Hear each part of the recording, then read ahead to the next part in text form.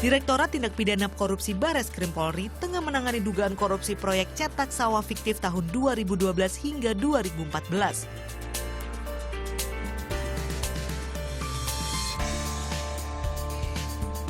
Ada sejumlah kejanggalan yang ditemukan. Lahan yang dipilih di Ketapang, Kalimantan Barat diduga tidak layak menjadi lokasi proyek. Selain itu, Bareskrim Polri juga menilai calon lahan dan calon petani tidak sesuai dengan kualifikasi program ini.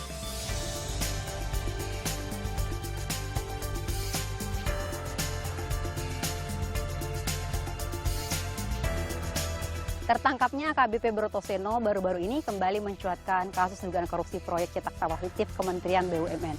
Seperti apa sebenarnya kasus ini sehingga terindikasi merugikan keuangan negara? Berikut jejak peristiwa.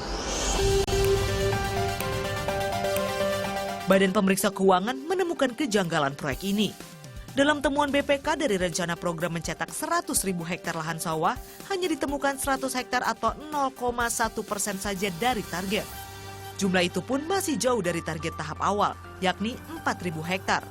Sawah yang ada juga diduga bermasalah karena kepemilikannya masih atas nama penduduk. BPK mengindikasikan ada kerugian negara sebesar 208,6 miliar akibat proyek cetak sawah ini.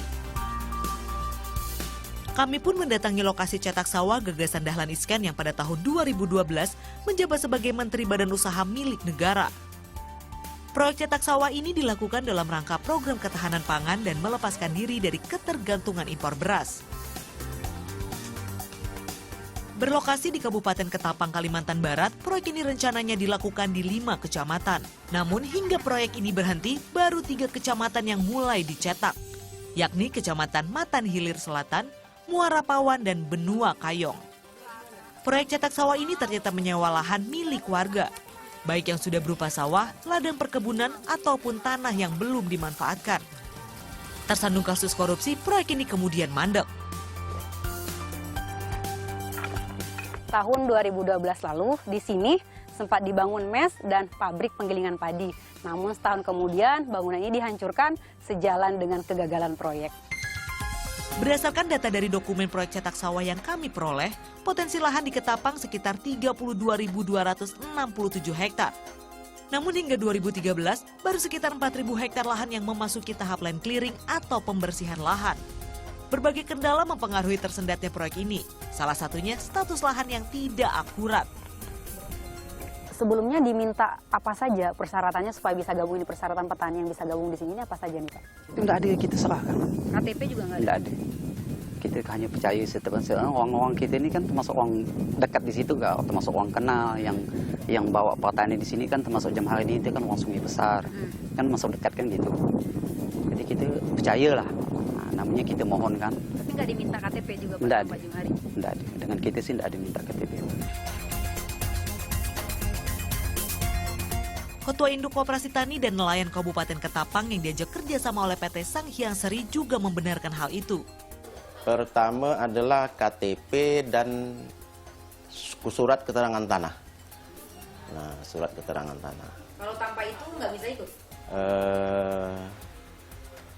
Kalau tanpa itu, saya rasa tidak bisa ikut. Udah jelas tidak bisa ikut, karena tidak terdata. Nah, tapi real di lapangan, lahan kan sudah keburu dicetak. Nah, mau tidak mau ikut semua, karena mencari satu hamparan. Walaupun ada petani yang belum menyerahkan berkas sama sekali. Iya, walaupun mereka belum menyerahkan, tapi lahannya sudah dicetak. Dengan memasukkan tanah pada proyek cetak sawah ini, Sanghyang Seri menjanjikan sejumlah hal pada para pemilik lahan. Mulai dari bagi hasil 40-60%, di mana pemilik lahan mendapatkan 40% hasil gabah, sampai penggantian surat keterangan tanah menjadi sertifikat hak milik.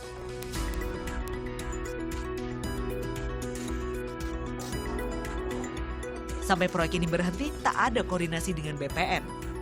Harus dikoordinasikan ke kita, misalnya dari perusahaan, itu paling tidak katakanlah 1 bulan sebelum memasukkan permohonan, mereka itu juga sudah cerita gitu, kami akan ada permohonan Pak secara kolektif untuk katakanlah masyarakat pencetakan sawah umpamanya, begitu. Jadi kami kan akan memberikan syarat-syaratnya, Bapak harus lengkapi dulu ini izin, misalnya kalau izin dari bupati, ya kan, terus dari PU apa kena kawasan atau tidak, gitu kan. Nah, seperti itu. PT Sanghyang Seri sebagai koordinator dalam proyek ini diduga tergesa-gesa menentukan lokasi. Pihak pemerintah daerah juga mengaku kurang dilibatkan saat penentuan lokasi cetak sawah.